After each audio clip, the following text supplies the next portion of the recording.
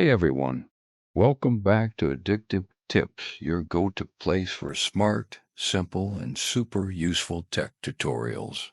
Today we're answering a surprisingly common question. How do I check which version of Windows I have?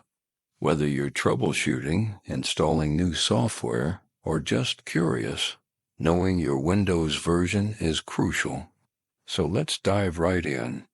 Before we jump into the how-to, here's why this matters. Some programs and features only work on certain versions of Windows, like Windows 10 versus Windows 11, or Home versus Pro editions. Even knowing whether you're on a 32-bit or 64-bit system affects which apps you can run. All right, method 1 is the easiest way, and it works on both Windows 10 and Windows 11. Start by clicking the Start menu, then select the Settings gear icon.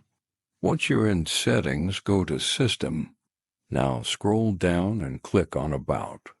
Here, you'll find some important details.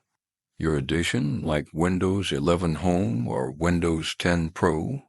The version number, which tells you the release, for example, 22H2. The OS build, showing the exact build number of your Windows. And your system type, which tells you if you're using 64-bit or 32-bit Windows. Prefer something quicker?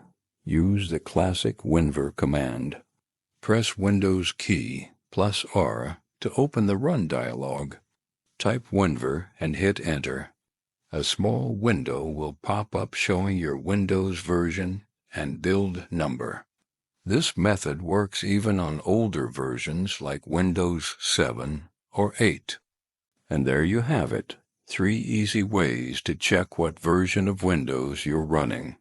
If this helped, don't forget to like, subscribe, and hit that bell icon so you never miss our latest tech tips.